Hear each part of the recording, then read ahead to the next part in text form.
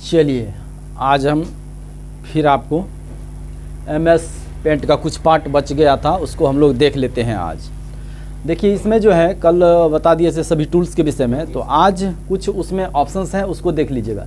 एक आपके पास परेशानी आती होगी सिलेक्शन का। देखिए सिलेक्शन में क्या होता है, मान लेते हैं कि आप इस तरह का कोई फिगर है आपके पास, इस तरह का कोई फिगर मान लेते हैं।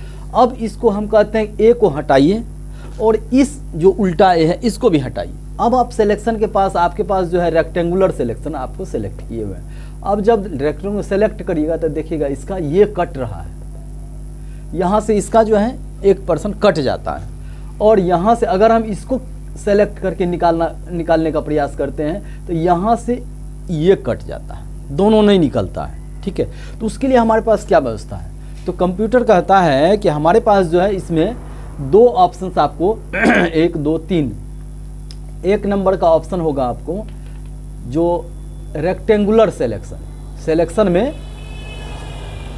देखिएगा रेक्टेंगुलर है। ठीक है, दूसरा होता है free from selection, free from selection होगा, और तीसरा एक और आता है वह आपको हो जाएगा ट्रांसपेरेंट सिलेक्शन। ये 3 का कमाल देखिए। अब यहां पर देख लिए कि हम जब इस टाइप का ऑप्शन में गए तो हमको कट रहा था कहीं न कहीं से। ठीक है, तो उसके लिए हम क्या कहते हैं, एक फ्री फ्रॉम सिलेक्शन, मतलब जो ऐसा सिलेक्शन लेंगे जो हम अपने मर्जी से यूज कर सकें, जिस तरह से घुमाने का प्रयास करेंगे वो फ्री फ्रॉम। आपको बेंडेशन नहीं है, फ्री है आप। ठीक है ना, एक होता बेंडेशन है भैया स्क्वायरे में आपको लेना पड़ेगा, नहीं अभी हम फ्री हो गए। तो फ्री हो गए तो उसके लिए कौन है, एक सिलेक्शन है, नाम है उसका फ्री फ्रॉम सिलेक्शन। तो उसको ले लेंगे और ड्रैग करते हुए चलेंगे, यहाँ पर ऐसे करके ड्रैग करते हुए चलेंगे, इसके बीच में ऐसे निकाल करके जहाँ से शुरू किए थे वहीं पर जा कर के पॉइंट रख देंगे तो वो कंप्लीट हो जाएगा। ठीक है, और जैसे हमने यहाँ से शुरू किया था यहाँ पर रख दिए, अब यहाँ पर डॉट डॉट का लाइन आ गया, अब फिर यहाँ पर आएंगे तो प्लस का बनेगा, उठा करके आप लेके चल आइए। समझ गए, उठा करके लेके आने का तो कल बता दिए थे ना कि वो जो है प्लस का बनेगा उसको लेके चल जाए। ये हो गया फ्री फ्रॉम सिलेक्शन से तो आप कर ही रहे थे सब दिन, आज फ्री फ्रॉम सिलेक्शन देख ली। एक होता है आपने देखे होंगे कि यहाँ पर आप जब लाइन दे दिए थे घड़ी बनाने का, और जब 1 2 3 कुछ भी लिख करके ले जा रहे थे तो यहाँ पर क्या होता था, इस लाइन को काट देता था। परेशानी यहाँ पर ये आ रही थी कि जब उठाते थे तो जितना दूर सिलेक्शन लेते थे वो सहित वहाँ पर जा करके गड़बड़ा देता था। वहाँ पर ये बैकग्राउंड कटिंग भी हो जाता है। अगर इसका बैकग्राउंड है कुछ भी एक वाइट कलर का, तो देखिएगा वाइट कलर सहित वहाँ पर पहुँच जाता है। तो इसको करने के लिए क्या करते हैं, हम कहते हैं कि नहीं हमको बैकग्राउंड नहीं चाहिए, हमको 1 2 3 जो हम लिख रहे हैं वही हमको जाना चाहिए। समझ गए ना, वही हमको जाना चाहिए, बाकी नहीं जाना चाहिए। तो उसके लिए कंप्यूटर क्या कहता है कि भैया तब ऐसा करिए, ट्रांसपेरेंट कर लिए, जो आपका पीछे में है ना, जो नीचे में वही दिखेगा। आप जो 1 2 3 4 ले जाइएगा ऊपर में रख दीजिएगा, तब तो कोई दिक्कत नहीं होगा। तो हम उसके लिए क्या करते हैं, ट्रांसपेरेंट सिलेक्शन का यूज़ करते हैं। जैसे कि घड़ी बनाइएगा, ये दिए, यहाँ दिए, अब एक जब यहाँ पर 1 2 3 कुछ भी लिखिएगा तो देखिएगा बैकग्राउंड उसका जैसे एक यहाँ पर है, ऐसे सेलेक्ट किए ले जाइएगा तो पता चलेगा यहाँ से इस तरह से ये कर लिया, यहाँ पर 1 आया। अब ये जो है लाइन ख़त्म हो गया है ना, परेशानी हो रही थी। तो उसके लिए क्या करेंगे, ट्रांसपेरेंट सिलेक्शन का यूज़ करेंगे। ट्रांसपेरेंट सिलेक्शन, इसको जो है 1 लिखे, 1 उठा करके जब ले जाना होगा तो सबसे पहले वहाँ पर जो सिलेक्शन है इसको, इस पर बिंदा होता है, डाउन बटन होता है, उस पर जब क्लिक करिएगा तो देखिएगा सबसे नीचे में ट्रांसपेरेंट सिलेक्शन मिलेगा आपको। ट्रांसपेरेंट सिलेक्शन को लीजिए और इसके जैसे आप सेलेक्ट कर रहे थे ड्रैग करिए, अब इसको उठा के ले जाइएगा, सिर्फ 1 जाएगा, बैकग्राउंड को छोड़ देगा। यहाँ पर जा करके इसका जो बैकग्राउंड है वो आपको दिखेगा, आपको कटेगा नहीं, लाइन वाइन कोई भी नहीं कटेगा। चलिए ये हो गया सिलेक्शन का, थोड़ा सा मिटा देते हैं फिर इसके बाद लिखा।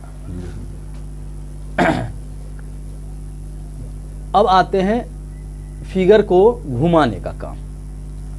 अब जैसे हमारे पास ये इस तरह का फिगर है, मान लीजिए। हाँ, ये देखिए क्लास में जो है ना, जब बच्चा क्लास में बैठा हो और शिक्षक समझा रहे हों तो 80% से 90% बच्चा के दिमाग में हो जाना चाहिए। नहीं तो किताब है इतना मोटा मोटा, इतना मोटा मोटा, इतना एकदम पकड़ टेबल पर सजा दीजिएगा, उससे कुछ होने वाला नहीं है। इससे तो बढ़िया किताब दुकान है ना। आपके लिए क्या दिक्कत है? कोई दिक्कत नहीं, किताबें दुकान में रहने दीजिए, किताब को काहे के लिए लेके आ रहे हैं। तो वहाँ पर क्या है, बुक्स तो बहुत मिल जाएंगे, लेकिन आप कितना समझ रहे हैं वो बड़ी बात है। 80 से 90% बच्चे को क्लास में ही समझ जाना चाहिए, तब वह शिक्षक बेहतर है। नहीं तो किताब तो बहुत सारा लिखा दें, हाँ ये ले लीजिए एम करीम का ले लीजिए फिक्स, चल जाइए पढ़ते रहिए, क्या फ़ायदा भैया। ठीक है, तो उसको यहाँ पर समझिए। ठीक है, और जब समझाते रहते हैं कोई भी टीचर तो उस वक्त लिखने का प्रयास कुछ कम करिए, कोडिंग करते जाइए ताकि उसको हम समझ रहे हैं। चलिए अब एक बात हम ये दें, जैसे कि अमृत जी इधर खड़े हैं, इधर मुंह करके खड़े हैं, इधर नाक है, ठीक है, इधर मुंह करके खड़े हैं। ठीक है, अब हमको लग रहा है कि अमृत जी को थोड़ा सा उधर घुमा दें। ये इधर मुंह करके खड़े थे और हमको मन कर रहा है कि ना अमृत जी को थोड़ा सा इधर घुमा दें, यानी कि ठीक विपरीत दिशा। अब कंप्यूटर में हमारे पास क्या व्यवस्था है, तो कहता है इसमें ये डायरेक्ट, यानी इसको देखिए, हम इधर मुंह था उधर घुमाना चाह रहे हैं, इसका मतलब है कि कैसे घूमेगा। इसके लिए ऑप्शन आता है फ्लिप का। फ्लिप मतलब तो सीधे घुमा देना, और फ्लिप जब भी घूमेगा तो इधर अगर मुंह है तो इधर घूमेगा, ऊपर अगर मुंह है तो ऐसे घूमेगा। विपरीत डायरेक्शन में घुमाना फ्लिप कहलाएगा। विपरीत डायरेक्शन, हम इधर से हैं अब पीछे पलट जाएंगे, वो फ्लिप हो गया। ठीक है, तो फ्लिप का प्रयोग हम लोग दो रूप में करते हैं। एक फ्लिप का प्रयोग करेंगे हॉरिजेंटली और दूसरा करेंगे वर्टिकली। अब देखिए हॉरिजेंटली और वर्टिकली, फ्लिप हॉरिजेंटल और फ्लिप VERTICAL, फ्लिप हॉरिजेंटल और फ्लिप वर्टिकल। ये देखिए दो फ्लिप होता है। अब इधर से देखिए हम इसको उधर करना चाहते हैं, इसका मतलब फ्लिप हॉरिजेंटल करना पड़ेगा क्योंकि पैरेलल रूप में इसको कर रहे हैं। लेकिन जब ऊपर से नीचे दिखना होगा, जैसे कि मान लेते हैं M, इसको हमको W बनाना है, ये वर्टिकल हो गया। देखिए इसको समझने के लिए इस तरह से समझ लीजिए, आईना है, देखें आईना, दर्पण शीशा है ना। अब हम इस तरह से हैं, ठीक है, सुबह तैयार हुए गए, थोड़ा सा देख लेते हैं, जा रहे हैं क्लास में, तो हम ठीक शीशे के सामने में हैं। तो हम जब इधर से देख रहे हैं शीशा में, तो शीशा का प्रतिबिंब किधर देख रहा होगा, हमारी तरफ। हम जब इस तरह हैं तो शीशा में किस तरह नजर आएगा आपको, उधर से इधर। और जब शीशा को है इस पर लगा दें, अब हम यहाँ पर खड़े हैं, ऐसे करके देखेंगे तो हमारा पैर किधर होगा, ऊपर नहीं होगा। यानी कि हॉरिजेंटल का मतलब होता है शीशा सामने में हो, समझ लीजिए इस बात को। हॉरिजेंटल, फ्लिप हॉरिजेंटल का मतलब होता है जब दर्पण सामने में हो तब किस तरह का प्रतिबिंब होगा, और वर्टिकल का मतलब होता है जब दर्पण आपके ऊपर में हो तब किस तरह का होगा। समझ गए, सामने में हो तो हॉरिजेंटल और ऊपर हो तो वर्टिकल। ठीक है, अब जरा हमको ये बताइए, ए है, ए का हॉरिजेंटल क्या होगा, फ्लिप हॉरिजेंटल, ए का ए ही रह जाएगा क्योंकि ये पलट करके तो ऐसे ही हो गया, नहीं हुआ। एम का हॉरिजेंटल एम ही हो गया क्योंकि ये भी पलट करके ऐसा, ये देख रहा है ना, चेहरा देख रहा, लेकिन एम का वर्टिकल कैसा होगा, डब्लू। गुड, एम का वर्टिकल कैसा होगा, डब्लू। अब देखिए ये इस टाइप का शेप है, इसका वर्टिकल कैसा होगा, भी। बिल्कुल, देखिए तो कितना बढ़िया समझ रहे हैं आप लोग। तो दर्पण सामने में है तब हॉरिजेंटल, दर्पण ऊपर में है तब वर्टिकल, ठीक है। तो ये हॉरिजॉन्टल और वर्टिकल। इसी में एक और आ जाता है रोटेट, ये तो फ्लिप का हो गया।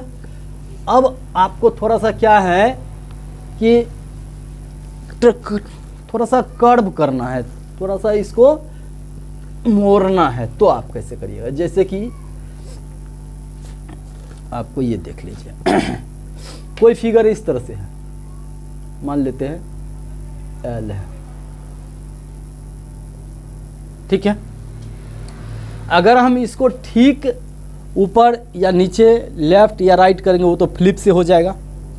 लेकिन अगर हमको इस तरह से थोड़ा सा झुकाव देना है, या इस तरह से,